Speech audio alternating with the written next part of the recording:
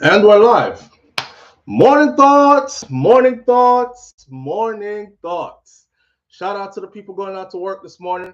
Shout out to the people coming in from work this morning. Extra special big up shout out to the people who work multiple jobs. I have the utmost respect for you. Shout out to my entrepreneurs, my stay at home moms and pops, my retirees. Shout out to the drivers. Shout out to the Uber driver, Lyft driver, truck driver, taxi driver, food delivery drivers, round town and long distance truck drivers. Shout out to the crossing guards and the school teachers. Shout out to law enforcement personnel, medical field personnel, military personnel. Whatever your job description is, shout out to you. Shout out to every single clean hearted, good hearted person who wants good for others as much as you want good for yourself. It was a festive weekend. Here we are on this beautiful Monday morning. Today is the 21st of July, 2025. And we're happy to be here. Happy to be here indeed. All right, we have a lot to be thankful for. May I look for my phone so we can plug it into the big speakers. The number to call in is pinned at the top of the chat. Let me make sure the volume is up for whoever wants to call in this morning. That's 1-806-587-8953. You can use WhatsApp and call in, and that call is free from anywhere in the world. Look at that. Here we are. So the chat is open this morning, and that means everybody who here is actually a subscriber. So shout out to my people in green. Those are members. Those have their membership, and the chat is usually reserved for them. It's a perk that comes with their membership, but we open up every now and then for others who are support suppliers, others who are supporters to come on in and enjoy the chat, get a taste of what the chat is like as well. All right. Great goodies, big up yourself. Thank you for being here. The first one in this morning, always get a chat though, shout out though. So Great Goodies was the first one in this morning. So big up to Great Goodies for that. Big up to Marie's Message 411 TV. Marie's Message 411 TV, for those of you who don't know, that's my fellow content creator sister on this platform we call YouTube. And she has her own stuff going on. So she's right there, second person in this morning. If you click her name, go over to her channel, you won't be disappointed. Go over there and subscribe and share the love and keep it in the family. All right. Yo, teacher, you're late. General Kevin. Boy, General Kevin, you know, some he's a Jamaican, so I have to be fashionably late, right? Even though I don't take that still as anything good, because something did a go on where me still a try balance the time. But me there.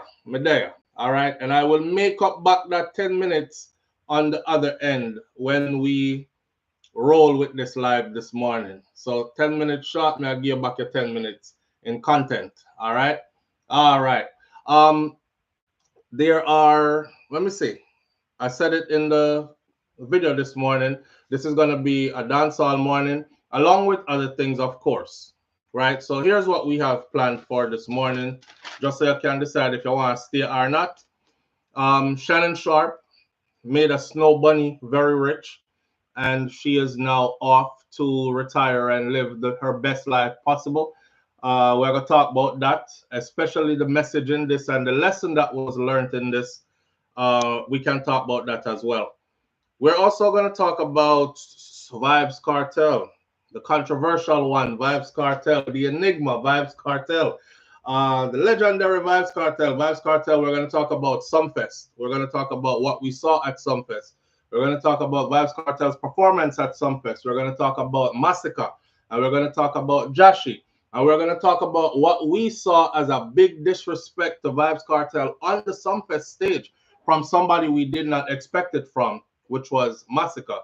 We're going to break down Masicka's performance as well as the little time Jashi spent on the stage as well, and comparison to Vybz Kartel's performance. All that. On top of that, though, Vybz Kartel was seen with his baby moms, them, two baby moms. And he was not seen with Sidem.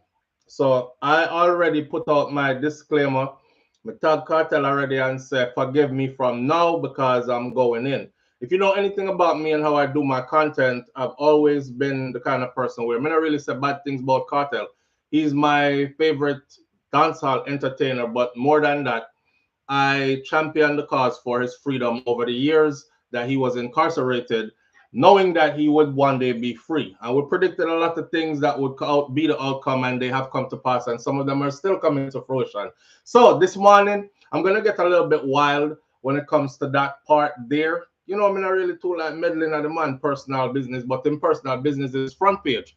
Controversy sells. So if anything, at the least we're doing is creating controversy, right? Kartel know him business, him know say me don't know him business, so him know say me just attack. So that's my disclaimer this morning. With that said, we did notice that Sidem was not in Jamaica for Sumfest. There are some pictures that are out there, and one of them I used for the icon this morning. That's one of them. The icon this morning, you know, where Shorty and Kartel are cozied up. And you know what? We're going to talk about that when we reach that. Sean Kingston's mom is getting deported to Jamaica. We're going to talk about that. But not only are we going to talk about that, because we already did the video on that, and there are pieces of information in that video that I wanted to go see that video just to hear those. So we're not going to go over that part of it. But we're definitely going to talk about U.S. immigration as it stands right now. I'm surprised that a lot of people are not aware about how many things have changed. And people are still leaving ignorance in the comment section like, lie ya tell. Trump can't strip nobody of them citizenship unless them find out say you did lie before upon your application when you did apply for citizenship. Like, you all are so far behind. These are comments I'm taking from the comment section. I'm very much bent on getting everybody up to speed as to what time it is in the United States of America as far as immigration goes, right? You used to be safe. I'm put my screen down a little bit like that because I can't wear a shirt like this and not show off the great Bob Marley. Love is my religion. Yes, rebel love. See, that's one of the t-shirts that I printed for myself. It's a one-off. Couldn't even get a second one printed. The printing press said this is not okay because this is the figure is copywritten. So they accidentally print one and send it to me. So I have a one and can't get another one printed. Anyhow, yeah, there's a story out of Jamaica about a toxic love story that turned super tragic. Super tragic. And we're going to talk about that as well as Toni Braxton's performance at Sumfest and what I said leading up to Sumfest about Toni Braxton being booked for Sumfest. It wasn't a popular thing to say. Not a lot of people did agree with me when we did say it, but my point has been proven. So we're going to revisit that same way. All right. Karen Notice says no matter what, some people will never get it. They will never get it and hope them don't have to get it the other way. Angel V says, I fell asleep waiting for the live. I'm glad I made it. You fell asleep waiting for the live. I was 10 minutes late. I saw you drop asleep fast. You're probably tired. Yeah, I've been there before. Audrey Wright says, them talk, we hear them one voice. That's all. So ignore them people that you don't hear you. Who don't hear we feel. Right. Yvonne Reed says, all I can hear is he is going to talk about that. Sorry, I am switching off. All right, well, switch off then. We're not. Bye. People be coming here thinking I'm going to run this program like how they want me to run the program. Listen, let me say this before I start. If this ain't your cup of tea, there are like a million channels on YouTube. Okay, I'm not run with nobody, you know. I'm not saying I'm the best or the greatest or I don't need you over here. But simply, if it's not your cup of tea, just move on. That's it. All me I hear him I says, what am I gonna talk about? Bye. That's weird. That's weird. So you know what I'm telling people that what I'm gonna talk about. All right. I will have to miss the first half of it. I'm getting ready for work, but I'll jump right back in because I watch the performances. Naya TV, big up yourself. All right. So we're going to start off this morning. Usually I ask people where to start off, but I don't want to ask anybody where to start off this morning because I said it was going to be a dancehall morning. So obviously we're going to start off at Sumfest. Sumfest and the Stampede, the elephant in the room. Does anybody know what that Stampede was about? I'm getting information from good sources what they think the Stampede was about. But I want to hear from somebody who might have been there what the Stampede was about. No, go unite, little bro. Mr. Brown Brown, big up yourself, sis. I want to know if you heard what the stampede was about.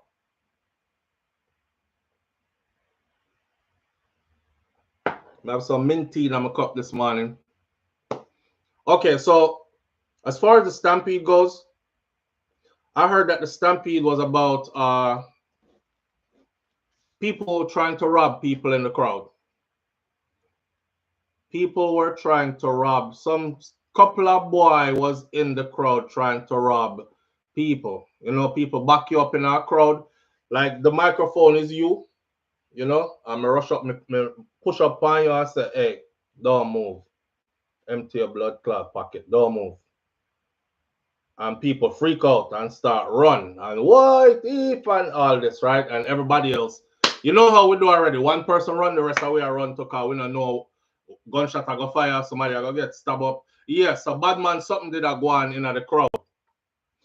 When I saw that, when I found out that that is what was going on, I was like, do our people even understand what them do? Eh? You know, so that is the biggest Sumfest crowd I've seen in years. And I watch Sumfest every year. That is the biggest Sumfest crowd I've seen in years. When they flew that drone, when them fly the drone from where it start all the way up to the stage and circle the crowd, I don't know if you ever kick like a big ant's nest. A country me come from, ant's nest everywhere. Me kick one big ant's nest, duck ants or whatever.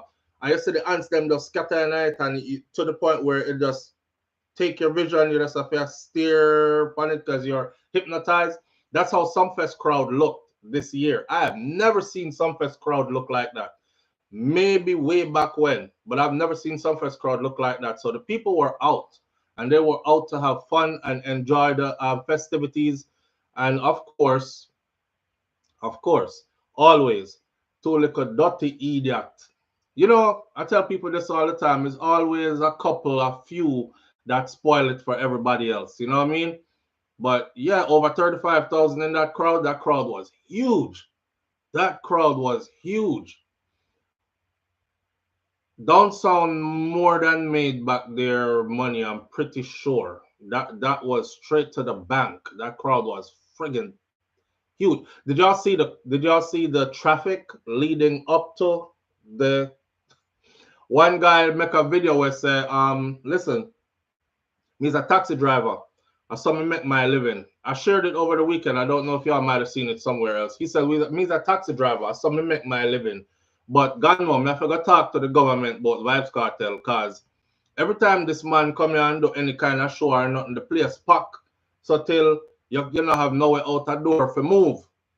And you know, it was the same thing in December when I was there for the leading up to the Freedom Street thing. It was crazy. From Yolanda Airport, it was crazy. Me and Moby and drive go to town, and I was all over the island throughout the time I was there. And everywhere you went, it was back-to-back traffic, just people getting prepared for the event. The air was festive. Everybody talking about it when they see you and these kind of things. So I can only imagine. But yeah, the stampede, people got hurt from what I heard. A couple of people were hurt in the process. Nobody died. I see people putting out RIP to the people who passed away at Sumfest. Yo, remember I told y'all that some of these people who do this thing, commentary with them called blogger or whatever you want to call it, they will embellish a story. Like, you know, Stampede going to Sumfest. Okay, that's not enough. It can't get a lot of views. People dead in a Stampede at Sumfest. No, that I got get a lot of views, right? So there are RIP videos going around, and I saw one this morning, and I thought, but nobody died there. Nobody died in Sumfest. People were injured. People get run over. I see a couple of young ladies saying, boy, them trample the blows out skirt out of me. Me get run over, me get trampled, man step all in my back. One said that man step in our head side or in our face or something like that. You know, the crowd was strong and they were small. But other than that, it looked like a good show. Big disrespect happened at Sumfest that I could not ignore. First of all, I'm going to say it straight up for how I see it. Joshy and Masicka look like them this Vybz Kartel, but maybe it wasn't a diss to just him. This is what I was expecting from Masicka, right?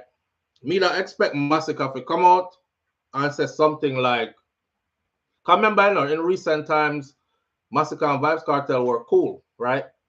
And opportunities were provided for Masicka to perform in certain places, which, of course, is a cartel link.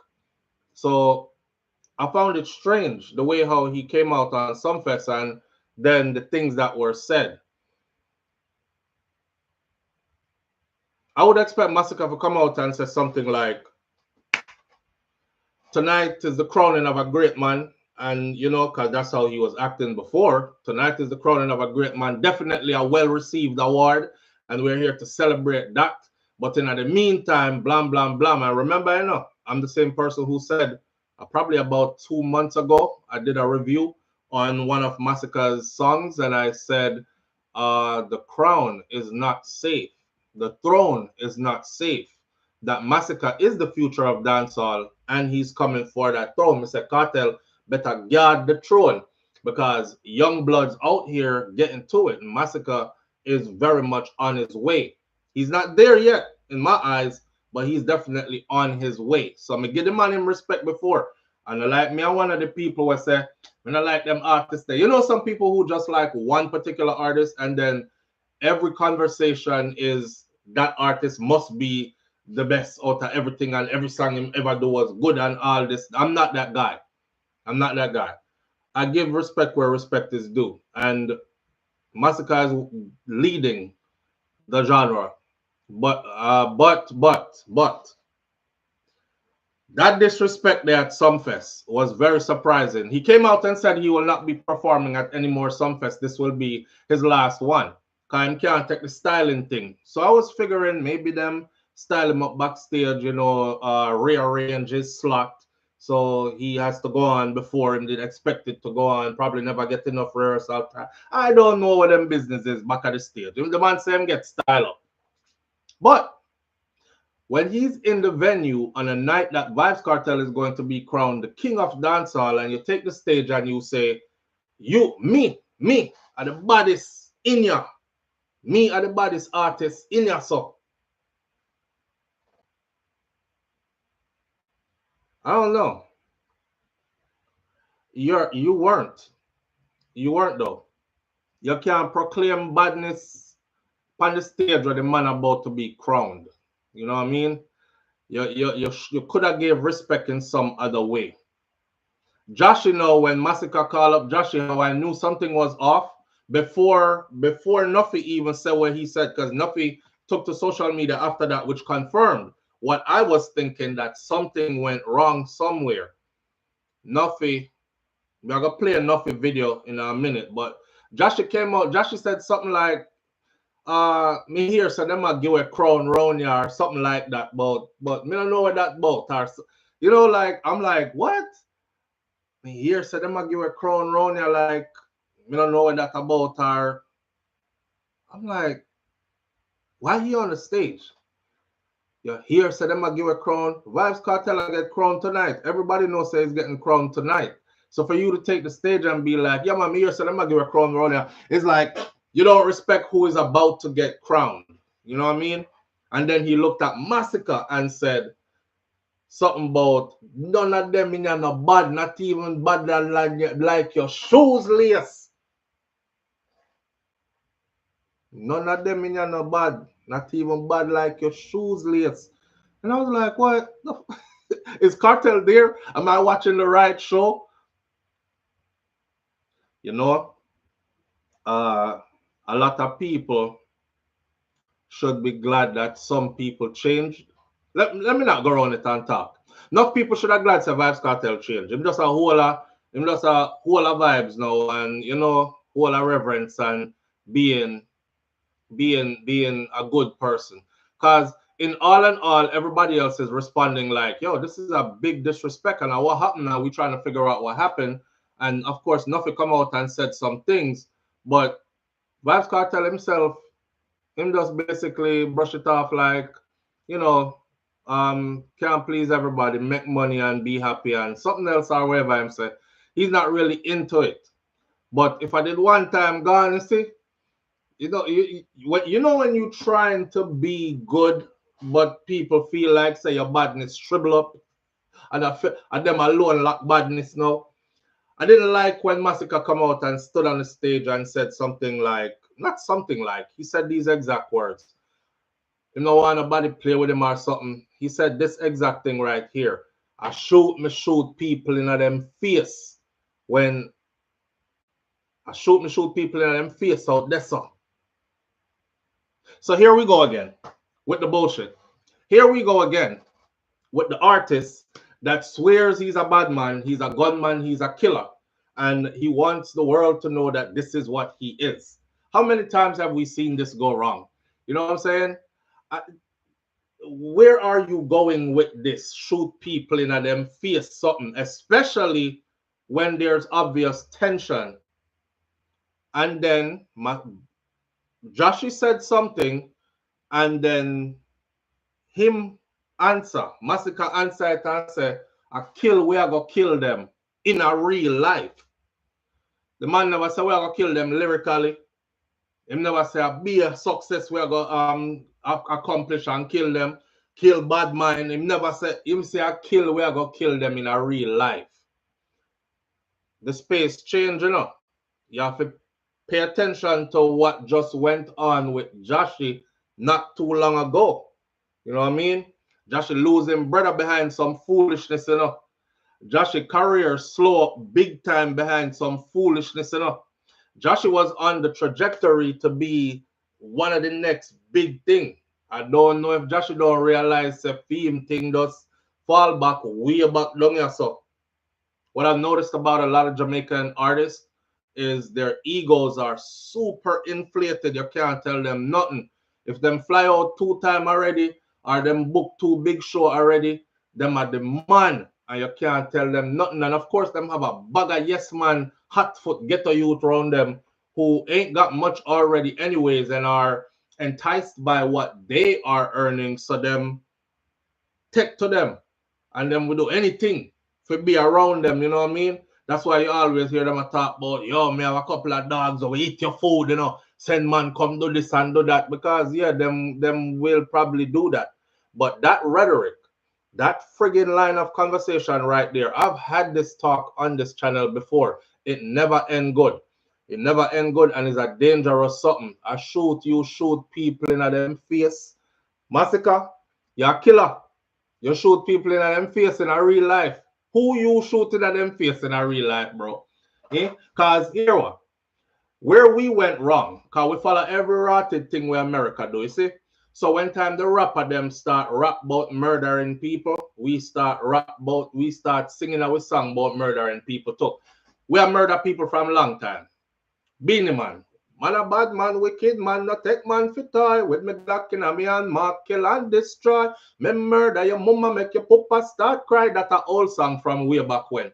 But everybody knows that Beanie wasn't walking around shooting nobody and where lyrics. New generation come follow Yankee. You know, sister, the Yankee rapper them always get rich then go to prison. But you know, see it. Them get rich then go to prison. Now, Masicka, me I talk to right now. Get rich. I don't like where I go with this. Masicka is on the trajectory to be that guy. That guy. Just like Joshy was on the trajectory. Joshy fall off. I'm in a business who wants to say he didn't look on it. Joshy fall off. Joshy have to go get back on again and build him thing back up again. That shoot people in a face something there, and that way I go kill them in a real life something there. Your brother just got killed in real life, back of foolishness. You did almost get killed recently and have to run away. You did a run up and down all over the place, a duck gunshot. We remember that recently. Right? Right. So this way I go shoot people in them face. Hey, some people must forget, say, when gun make, enough of them gun alone did make. And when factory did I make bullet like them make whole heap of them and they don't have all of them and others don't have none. Them must forget, say, when God did I make Braveheart, I know you alone did get Braveheart. Or I know you alone did get stupidity, whichever way you want to take it. Because whatever is required for you to do what you do. That getting on stage and talking about shoot people in them face something, that's cool if it's in lyrics. and we understand, say, a bad man lyrics in my talk, and we can put it in a perspective. But when you put it out there like a real thing you do in a real life and a serious thing, I've always said, you lead the youth them to a place where they can come back from. Because let me tell you what the average young youth will listen to you think. When him see you with the fancy cars and the nice house and the videos with the whole heap of girls and the this and the that, and then you talk about how you murder people and all these things. Listen, that little youth there is so lost. He's actually thinking that that's what you do in real life, in real time. And he wants to be like you so much, he emulates you. So him go kill in a real life for real. He's the little crash out dummy where the bigger one them keep round them. That's why them brag and say them can send a little boom in come shut off your face and something like that. Right? That's the little crash out dummy. Hold on, we're not ready for the phone call them yet. That's the little crash out dummy. Y'all are misleading them youth there. I would have loved for every artist like Masicka get out here on a forum and tell the youth them, say, look, when you hear me say me shoot people in a real life, or me shoot boy in a face outside of this, or me shoot boy in a face outside of this, when you are telling them that, I want you to also tell them, say, those lyrics we are talking about, we're not endorse no sort of violence, you know, and them thing that we are promoting, you know. You see, if you just said that back height, the youth them will know, say, that you deal with back height. That's why I see you them walk with them gun finger ready, so, and them face skin up and screw up on everybody. Yo, they not even know if they make a sentence when them attack. Yeah, man, that, you know, that, done, already, you know, my brother, done, son. Like, where are we going with this?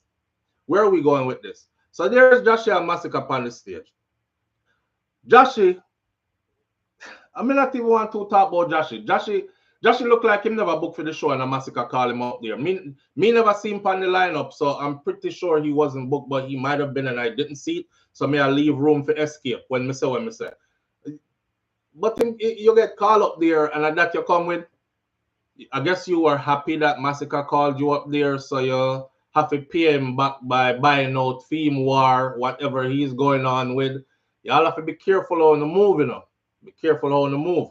Don't make nobody turn you in a yes man, and don't make nobody make you buy out them war, and then when them fly out and left you somewhere, you have to go defend that yourself.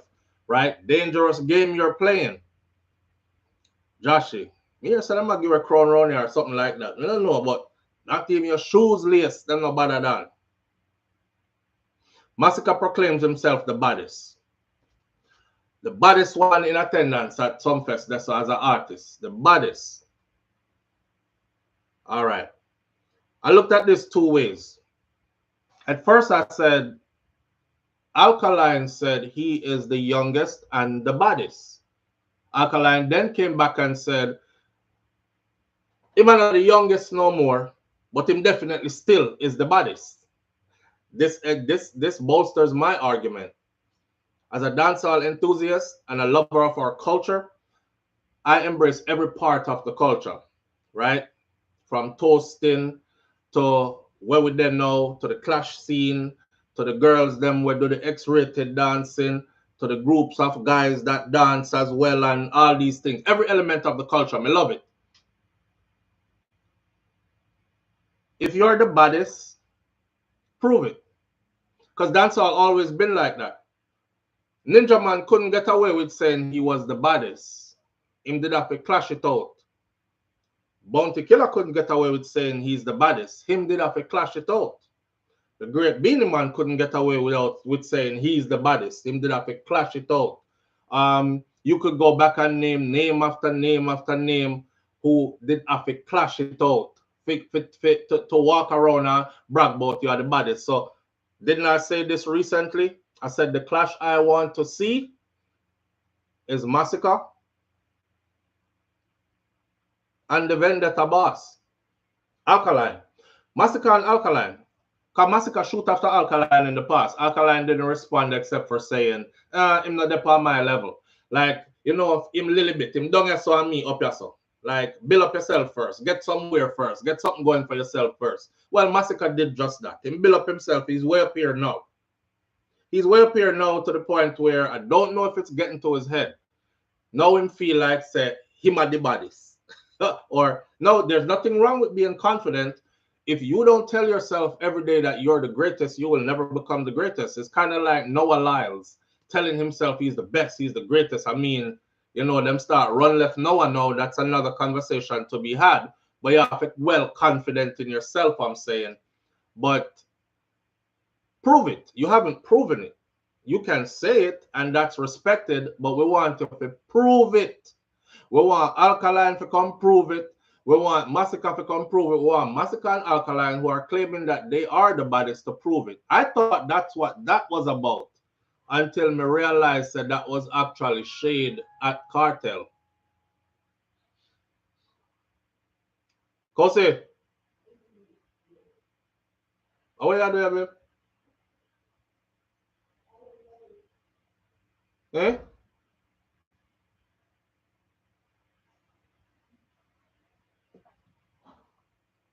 Babe, you all right?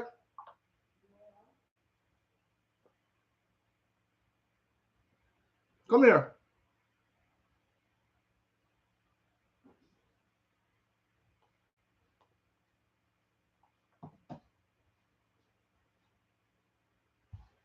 Oh, I was late, and our clinical instructor was gone, so. okay. All right, back to this. Wifey left this morning and she wasn't supposed to be here. She just come back through the door, so I was trying to figure out what going. Yeah, Masicka versus Alkaline. And that me want to see. Because since Alka say he's not the youngest no more, but him definitely still the baddest. His exact words, I'm definitely still the baddest. And then Masicka proclaimed that him are the baddest. War it out. Make we decide who is the baddest. There are two top contenders. It would be a good war. It's good for the culture, right? As long as we keep it on wax and know, say, that's what it is. It's always been that way. No, but the disrespect from Masicka to Vybz Kartel, I take it as a disrespect. A lot of other people took it as a disrespect. Nuffy himself take it as a disrespect. So I know that something was up, something gone. They should be locked up talking like that, says Foxy G TV. No, Foxy G, Foxy G, a dancehall we are dealing with, you know. We're dealing with dancehall music. So if you're like not into that part of the culture, we're not saying nobody forget lock up. What we're saying is they need to fix it up. Fix it up. You're either serious or you're not serious. So what I want is this. I'm forcing their hand. I'm forcing the gunman them to come out and say me a gunman in a real life. Like me DJ, but me a gunman in a real life. That way I can say, okay, we know where you is. Versus the ones who say, listen, me no gunman. Me do lyrics about gun. We see gun in our environment. I'm an artist, storyteller, right? I speak about life, what's happening around me, my environment, in my songs. So you will hear gun lyrics, can whole heap of gun around me, a Jamaica me live, a garrison me come from, blah, blah, blah. We can understand that. I want to differentiate one from the other. That's what I'm forcing. That's what I'm trying to get done. You know what I mean? Remember, them lock up Kiprich for song. Them lock up Kiprich because politics did a run, friend. Because Kiprich was said to be endorsing a Don that the police did just kill. And a whole heap of things did a go on in there. So other people do the same thing and never get locked up before. So Kiprich wasn't, Kiprich wasn't, that was a setup. That was a setup. when I saw it, I actually first said to myself, I said, Kiprich probably having police friend them lock him up with some publicity. Because I can't say any other way how that could be relevant. Yeah. Anyway, back to what I said before. Masicka claiming to be the baddest. Masicka, this message is straight to Masicka and him fan base. What I don't like about Jamaican people when them like an artist, they won't give the artist constructive criticism in order for the artist to develop and become a better artist. I am outside of that crowd. I am not afraid to give constructive criticism, and I don't do disrespectful criticism because there's a difference. Here's the difference. That music that sound like shit. Me don't know where you are talking about that song there. Be a frigate.